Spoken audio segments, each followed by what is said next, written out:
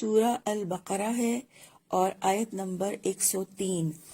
ارشاد باری تعالیٰ ہے وَلَوْ أَنَّهُمْ آمَنُوا وَاتَّقَوْا لَمَثُوبَةٌ مِّنْ عِندِ اللَّهِ خَيْرٌ لَوْ كَانُوا يَعْلَمُونَ۔ لفظی ترجمہ ہے ولو اور اگر انہم بے شک وہ آمنوا سب ایمان لاتے واتقوا اور وہ سب پرہیزگار بن جاتے لمثوبۃ البتہ وہ ثواب جو من عند اللہ اللہ کی طرف سے ملتا ہے خیر بہتر ہے لو کاش کانوا یعلمون وہ سب جانتے ہوتے۔ با محاورہ ترجمہ ہے اور اگر وہ ایمان لاتے اور تقوی اختیار کرتے تو اللہ تعالیٰ کی جانب سے یقیناً بہتر ثواب ملتا کاش وہ جانتے ہوتے۔ اس سے پچھلی آیت نمبر 102 میں ہم نے پڑھا تھا کہ یہودی اپنی کتاب تورات کو اور شریعت کے احکامات کو چھوڑ کر جادو جیسے کفریہ کام میں مشغول ہو گئے تھے، یعنی جادو سیکھنے سکھانے کا سلسلہ شروع کر دیا تھا۔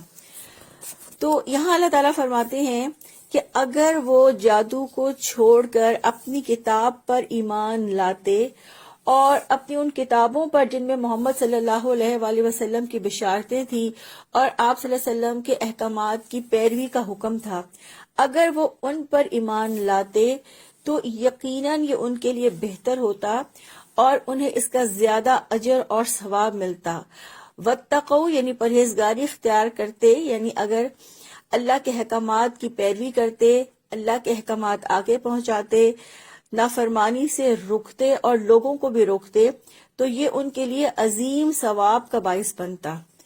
پھر فرمایا لا مثوبۃ من عند اللہ خیر، تو اللہ کی جانب سے یقیناً بہتر ثواب ملتا، یعنی ان کے ایمان لانے پر اللہ تعالیٰ کی جانب سے جو ثواب ہوتا وہ ان کے کفر اور سحر کے کاموں سے بہت بہتر تھا، یعنی وہ جو جادو سیکھنے سکھانے کا کام کر رہے تھے اللہ کی جانب سے اجر اس جادو سے بہت بہتر تھا لو کانوا یعلمون کاش وہ جانتے ہوتے۔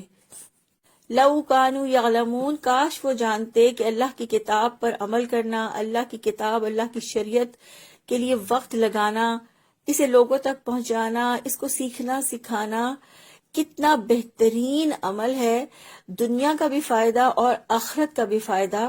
کاش وہ جانتے ہوتے کہ اللہ تعالیٰ کا ثواب بہت بہتر ہے اور ثواب انہی کے لیے ہے جو اللہ کی کتاب کے لیے وقت لگاتے ہیں اور جو اللہ کی کتاب کو چھوڑ کر کفریہ کاموں میں مشغول ہو جاتے ہیں اور دنیا میں کھو جاتے ہیں، وہ اپنے لیے بہت گھاٹے کا سودا کرتے ہیں۔ آیت نمبر 104 ہے یا ایھا الذین آمنوا لا تقولوا رعینا وقولوا انظرنا واسمعوا وللکافرین عذاب علیم۔ لفظی ترجمہ ہے یا ایھا الذین آمنوا، اے لوگو جو ایمان لائے ہو، لا تقولوا مت تم سب کہو رعینا ہماری رعایت کیجئے، وقولوا اور تم سب کہو انظرنا ہمیں دیکھیے، واسمعوا اور تم سب سنو، وللکافرین اور کافروں کے لیے عذاب ہے علیم دردناک۔ با محاورہ ترجمہ ہے اے لوگو جو ایمان لائے ہو تم رعینا نہ کہو بلکہ انظرنا کہو اور سنو، اور کافروں کے لیے دردناک عذاب ہے۔ اس آیت میں رعینا کا مطلب ہے ہماری رعایت کیجیے اور انظرنا کا مطلب ہے ہماری طرف نظر کرم کیجیے۔ یہودی اور ان کے زیر اثر منافقین جب رسول اللہ صلی اللہ علیہ وآلہ وسلم کی محفل میں بیٹھتے تھے تو اگر آپ صلی اللہ علیہ وآلہ وسلم کی کوئی بات انہیں سنائی نہ دیتی یا سمجھ میں نہ آتی تو وہ رعینا کہتے تھے۔ اسی طرح مسلمان بھی رعینا کہہ کے رسول اللہ صلی اللہ علیہ وآلہ وسلم سے یہ درخواست کرتے تھے کہ ہماری رعایت کیجیے، یعنی ہمیں دوبارہ سمجھا دیجیے، یعنی بات کو دوبارہ دہرا دیجیے، ہماری سمجھ میں نہیں آئی۔ مسلمان یعنی اہل ایمان بھی یہ لفظ استعمال کرنے لگے تھے، لیکن یہود اور منافقین اپنی خباثت کا اظہار اس طرح کرتے کہ اس لفظ کو زبان سے دبا کر رائنا کے بجائے رائنا کہتے. رائنا کا مطلب ہے ہمارے چرواہے، یعنی رسول اللہ صلی اللہ علیہ وآلہ وسلم کو اس طرح مخاطب کر کے وہ دل ہی دل میں خوش ہوتے، اور اگر ان کو کوئی ایسا کہنے سے روکتا یا ٹوکتا تو وہ کہتے کہ ہم نے تو رائنا ہی کہا تھا، آپ کی سماعت میں کوئی خلل ہے، یعنی آپ نے غلط سنا ہے. چنانچہ اس آیت میں اللہ تعالیٰ نے مسلمانوں کو اس چیز سے روک دیا کہ تم اس لفظ رائنا کو کہنا ہی چھوڑ دو. اللہ تعالیٰ نے مسلمانوں کو یہود کی اس شرارت پر مطلع کرتے ہوئے فرمایا کہ تم رائنا نہ کہو بلکہ اس کے بجائے انظرنا کہہ دیا کرو. اللہ تعالیٰ نے اہل ایمان کو نبی صلی اللہ علیہ وآلہ وسلم کو اس طرح مخاطب کرنے سے روک دیا تاکہ توہین رسالت کا یہ دروازہ بند ہو جائے. اور اس آیت سے ہمیں یہ بھی پتہ چلتا ہے کہ برے الفاظ چھوڑ دینے چاہیے اور ایسے الفاظ کو استعمال کرنا چاہیے جس کے اچھے معنی نکلتے ہیں. فرمایا وَقُولُوا انظُرْنَا، اور تم کہو کہ ہماری طرف نظر کرم کیجئے، یعنی ہمیں دوبارہ سمجھا دیجئے. اس سے اصل مقصد حاصل ہو جاتا ہے کہ ہماری طرف توجہ فرمائیے. پھر فرمایا وَاسْمَعُوا، اور سنو، یعنی بات کو پہلے ہی توجہ سے سن لیا کرو تاکہ انظرنا کہنے کی بھی ضرورت ہی پیش نہ آئے. تو یہ زیادہ مناسب ہے کہ تم بات کو توجہ سے سنو. اس آیت سے ہمیں پتہ چلتا ہے کہ اللہ رب العزت نے الفاظ کے انتخاب پر اس لیے توجہ دینا سکھایا ہے کہ کچھ الفاظ سے نقص اور توہین کا پہلو بھی نکلتا ہے. تو ادب اور احترام کا تقاضا یہ ہے کہ ایسے الفاظ استعمال ہی نہ کیے جائیں جس سے کسی کی توہین ہو، اور الفاظ کی وجہ سے بات کا مفہوم بدل جاتا ہے.